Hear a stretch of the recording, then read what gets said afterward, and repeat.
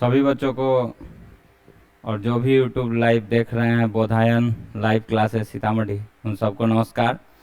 सीतामढ़ी जिला प्रशासन और शिक्षा विभाग सीतामढ़ी के तरफ से आगामी जो 10वीं की परीक्षा 2026 में फाइनल होने वाली है, उसके लिए बच्चों के उसमें सम्मिलित होने वाले बच्चों के लिए जो कक्षा 10 में है, जिला प्रशासन की एक अच्छी पहल है कि बच्चों को टीचर ऑनलाइन पढ़ाएंगे। अगर किसी भी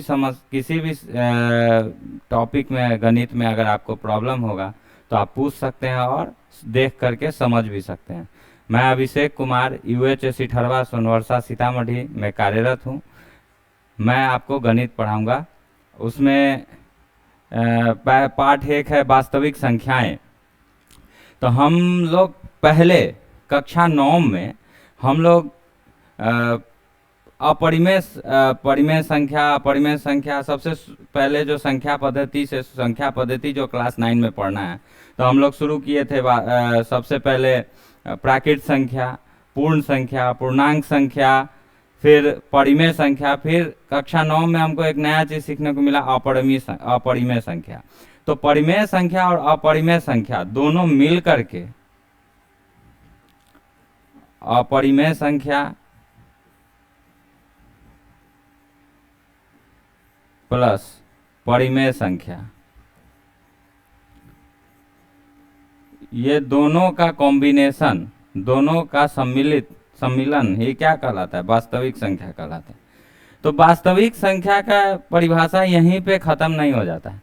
संख्या पद्धति में कक्षा 10 में ये हमारा जो अंतिम पड़ाव है वास्तविक संख्या, इसकी परिभाषा यहीं पे खत्म नहीं हो जाती है कि वास्तविक संख्या परिमेय संख्या और अपरिमेय संख्या का सम्मिलित रूप है। वास्तविक संख्या को हम इस प्रकार भी कह सकते हैं कि ऐसी संख्या जिसका वर्ग है वो एग्जिस्ट करे, मतलब कि वो निकल जाए। जैसे √2 का वैल्यू 1.414 हम लिख सकते हैं। रूट अंडर -2 ये आपको एग्जिस्ट नहीं करेगा, डू नॉट एग्जिस्ट, ये एग्जिस्ट नहीं करता है। तो इसके लिए फिर अलग पार्ट है, इसको हम कहेंगे कि ये वास्तविक संख्या नहीं है। वास्तविक संख्या है √2, 1/2, 1, 2। तो हम इस तरह से भी कह सकते हैं कि प्राकृत संख्या वास्तविक संख्या है। फिर प्रत्येक इसमें 0 बढ़ गया तो ये क्या बन गया? पूर्ण संख्या, ये भी वास्तविक संख्या है। फिर इसमें एक जीरो जुड़ गया, फिर इसमें क्या जुड़ जाएगा? निगेटिव सारे ऋणात्मक संख्याएं जब आ जाएंगी तो ये क्या बन जाएगा? पूर्णांक संख्या बन जाएगा। फिर इसमें फ्रैक्शन वाला नंबर सब जुड़ जाएगा भिन्न में, 1/3 माइनस, भिन्न भी नहीं कह सकते हैं क्योंकि निगेटिव भी है, तो ये बन जाएगा परिमेय संख्या। और कुछ संख्याएं, ये पूरा हो गया वास्तविक संख्या, और कुछ संख्याएं यहाँ रहेंगी जो क्या हो जाएंगी? R-Q, जिसको हम लोग बोलेंगे अपरिमेय संख्या। तो पूरा का पूरा जब हम लोग वास्तविक संख्या को पढ़ते हैं तो वास्तविक संख्या में प्राकृत संख्या, पूर्ण संख्या, पूर्णांक संख्या, परिमेय संख्या और अपरिमेय संख्या सब सम्मिलित होता है। दूसरा, वास्तविक संख्या में एक हम लोग पढ़े थे रिमाइंडर थ्योरम, उसमें हम लोग पढ़े थे भाज्य बराबर भाजक गुणे भागफल जोड़ शेष, इसके बारे में हम लोग पढ़े थे। तो इसके बारे में हम लोगों को एक चीज जानना चाहिए। जैसे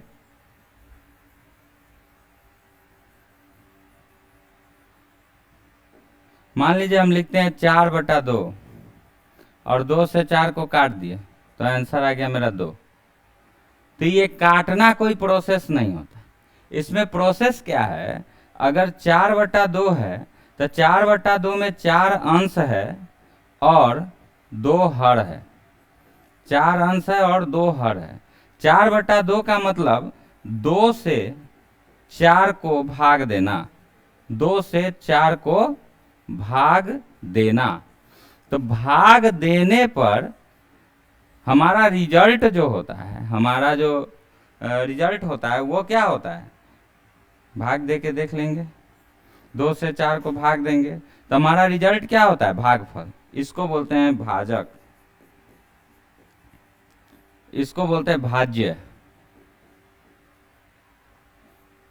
2 दूना 4, शेष बचा 0, इसको बोलते हैं शेष, और इसको बोलते हैं भागफल। तो इतने प्रोसेस के बाद हमारा रिजल्ट आता है 2। मगर हम लोग जो प्रैक्टिस में आ गए तो हम लोग डायरेक्ट काट के 2 दूना 4 लिख देते हैं। मगर प्रोसेस यही है कि भाज्य को भाजक से भाग देते हैं तो हमारा भागफल और शेष आता है। तो 4 अंश है, 2 हर है, तो जो अंश होता है वो हमारा भाज्य है, अंश हमारा क्या है, भाज्य, और हर हमारा क्या होता है, भाजक। तो इस पे ध्यान देना है। तो ये तो जूनियर क्लास की बातें हैं, मगर यहाँ सीखना इसलिए जरूरी है कि यहाँ यूक्लिड नाम के एक मैथमेटिशियन ने एक लेमा के बारे में बताया, उसका काम इसी पे आधारित है, भाज्य बराबर भाजक गुने भागफल जोड़ शेष। एक चीज कह के आज का क्लास यहीं पे समाप्त किया जाएगा। जैसे अगर हम किसी भी संख्या को किसी दूसरी संख्या से भाग देते हैं, जैसे एक चीज सीखिए, अगर हम 1 से, 1 हमारा भाजक है, तो शेष और शेष की संख्याएं, शेष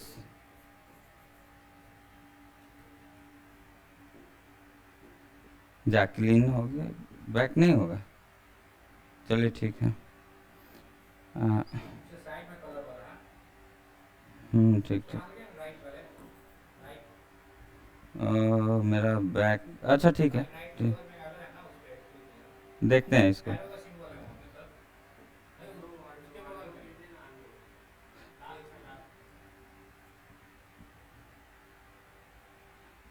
वो नहीं पूछ रहे थे, वो नहीं पूछ।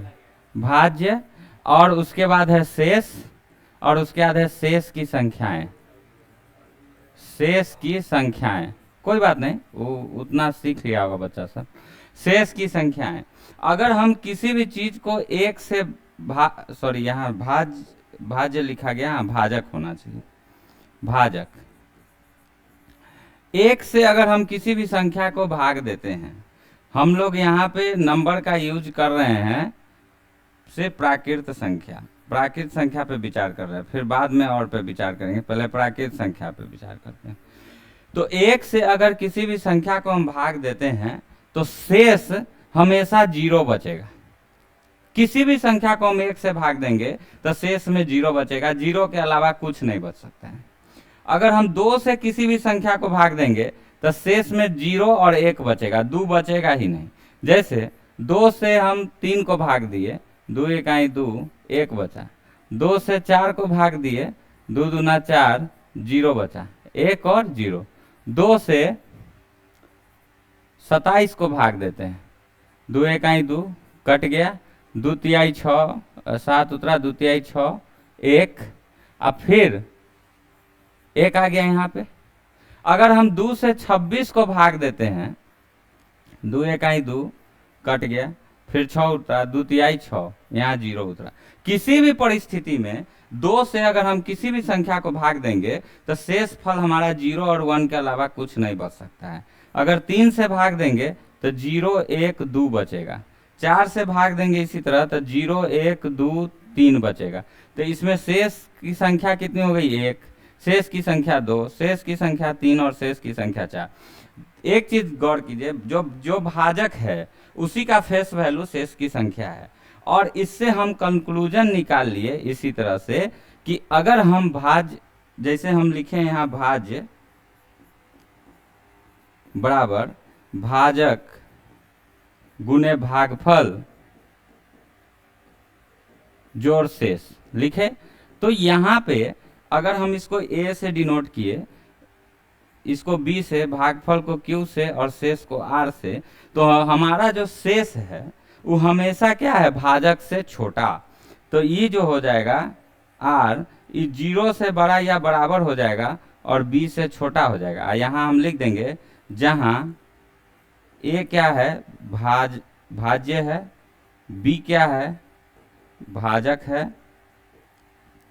q क्या है, भागफल है, और r क्या है, शेष है। तो हम इसमें देखें कि जो शेष है वो 1 से कम है और सब में शेष में 0 बचा, इसलिए शेष जो होगा r वो 0 से बड़ा है और 0 के बराबर है और भाजक से छोटा है। यही जो थ्योरी है यह किसके द्वारा दिया गया, तो यूक्लिड के द्वारा दिया गया, यूक्लिड के द्वारा। यहीं से हमारा चैप्टर शुरू होगा और इसमें हम यूक्लिड डिवीजन एल्गोरिदम, यूक्लिड विभाजन पर में हम लोग आगे पढ़ेंगे। तब तक के लिए धन्यवाद।